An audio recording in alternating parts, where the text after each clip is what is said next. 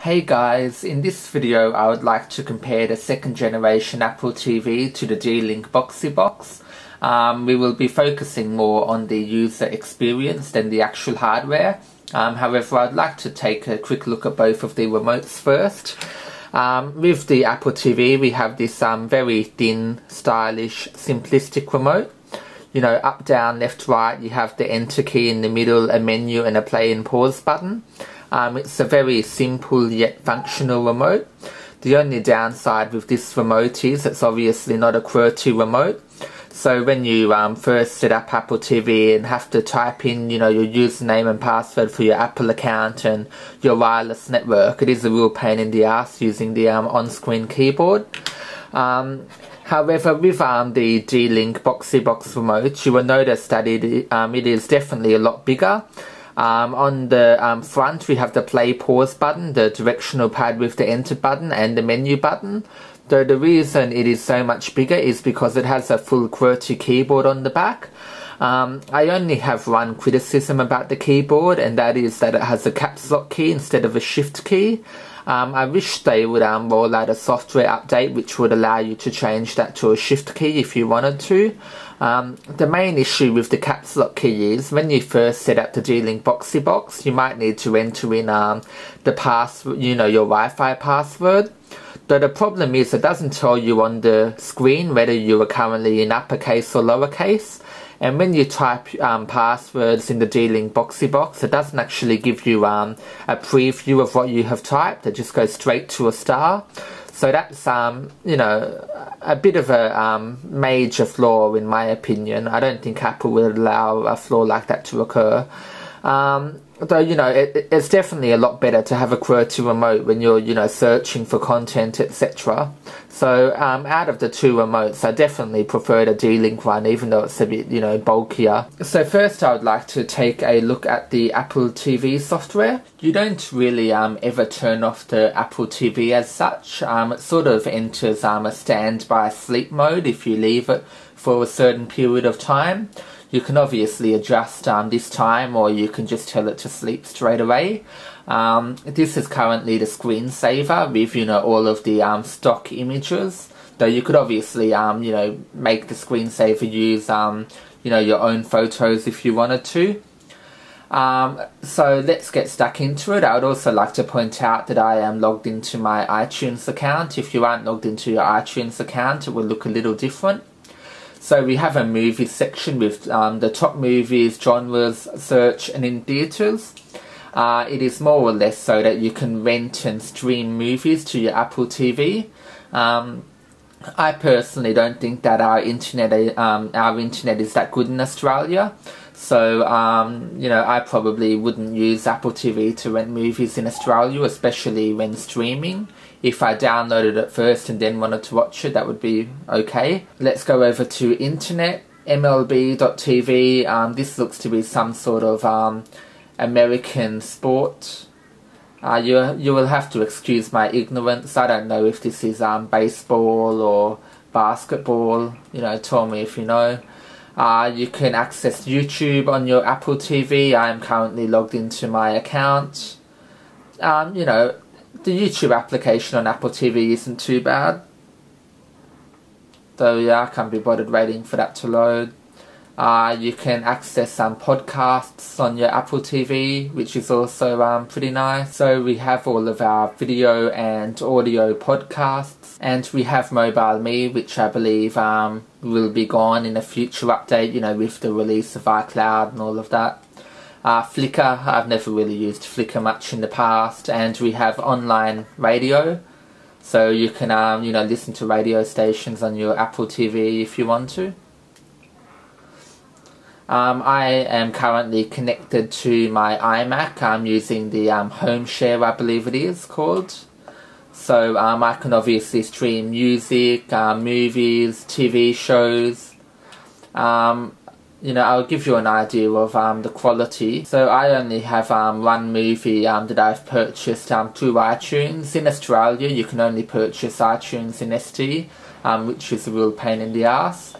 If you could buy them in HD, that'd obviously look a lot better. It's okay streaming over Wi-Fi. Maybe if I plugged in an Ethernet cable rather than using Wi-Fi, it would be a bit better in terms of quality.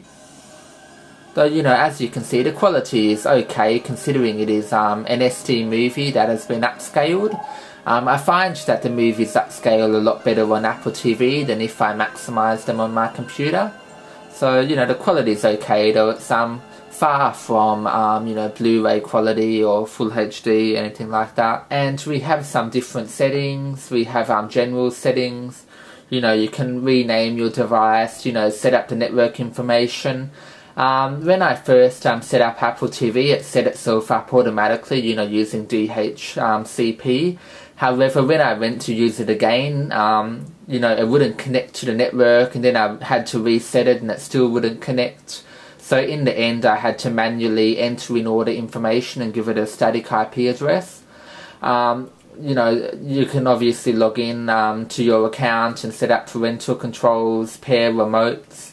And as I said before, there is no QWERTY keyboard on the Apple remote. However, there is this really handy application you can download for iOS devices, which is actually called Remote. I'm not sure if you can see it or not. So there is an application called Remote, and you can use it to connect to devices, you know, such as, you know, Apple TV and all of that. So if I click Control on my iPhone, you might be able to notice I can scroll up and down. You know, the main purpose of this is to make typing easier on the Apple TV. We have screensaver settings, audio and video settings, AirPlay settings. I haven't used AirPlay before, though I believe that is when you stream, you know, video from your iPhone or your iPad to your Apple TV. You can, you know, link more computers if you have multiple computers in your home with an iTunes library and a different account. And you can just make it sleep straight away if you don't want to wait an hour or whatever setting you've set the sleep time to. I would recommend Apple TV if you have a big iTunes library, or if you want something that simply just works, as Steve Jobs likes to say. Though, you know, I'm quite happy with Apple TV. In Australia it is $129. I believe it's $99 in America. I'm not sure about the UK. Whereas the Boxee Box is $300 in Australia, and I believe it's $200 in the US, so $199. So I believe you're getting a lot of bang for your buck, and you know, it's definitely good value if you have a lot of TV shows, music and movies in iTunes. So now I would like to take a look at the Boxee Box. As you can see, it is currently loading, so I will get my Boxee Box remote and I will give you a bit of a tour of the software.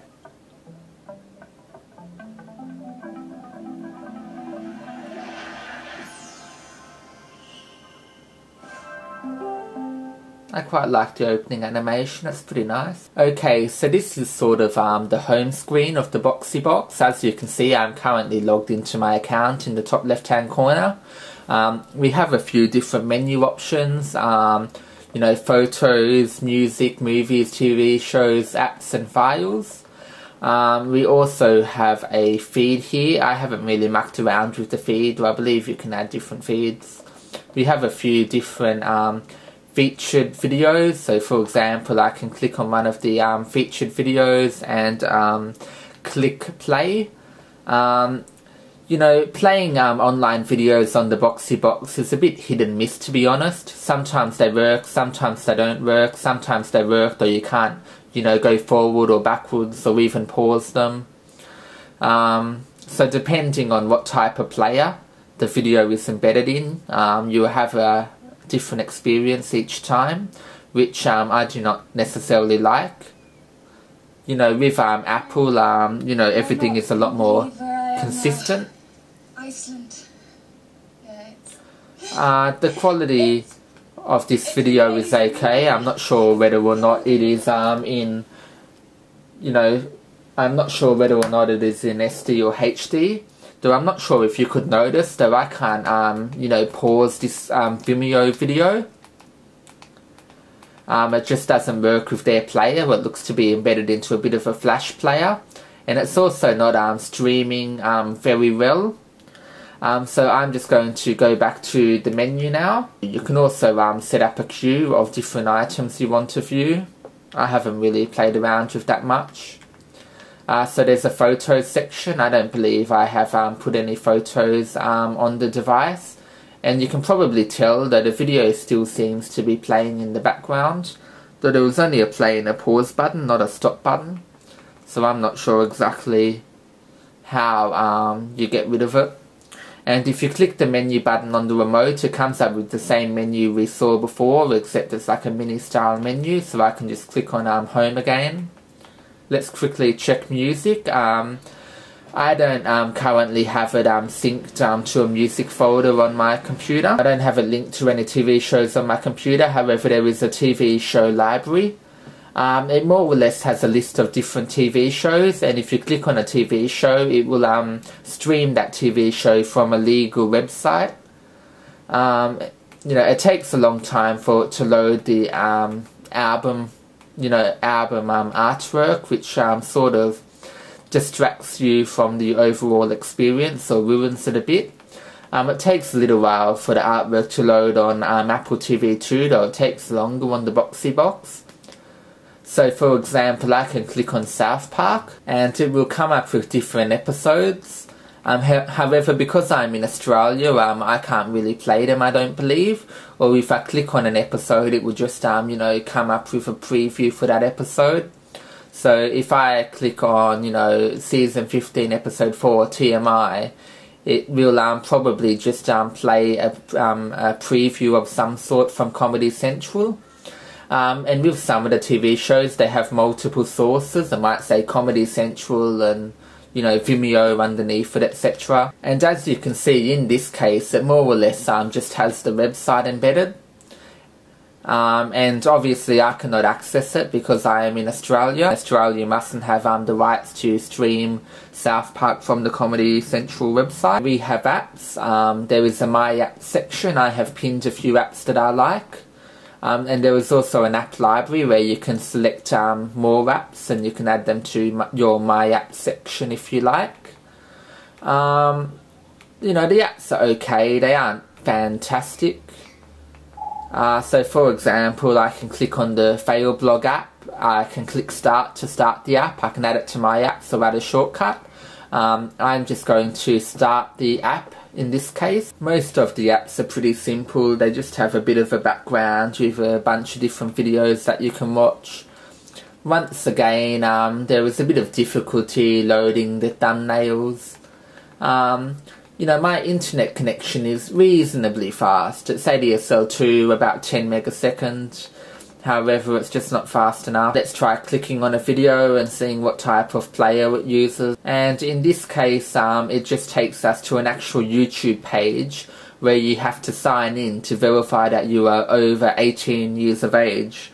So I think it is fair to say that the Fail Blog app itself is a bit of a fail. You can also view files on the Boxee Box. I imagine you can view JPEG files, movie files. I'm not sure what would happen if you tried to open, you know, a Word document or whatever, though I haven't tried that. I also didn't mention before, though I believe that the Boxee software is open source. So if you wanted it, you could download it and install it on one of your old machines and turn it into a bit of a home media center. So Boxee is a bit like XMBC Media Center. I really like open source software and I like to support it as much as possible. However, the truth is you get a better user experience with Apple TV. With Apple TV you obviously can't do as much. You know, with Apple TV you couldn't surf the internet on the device and you couldn't stream from different websites. However, I still feel that the Apple TV has a better user experience overall.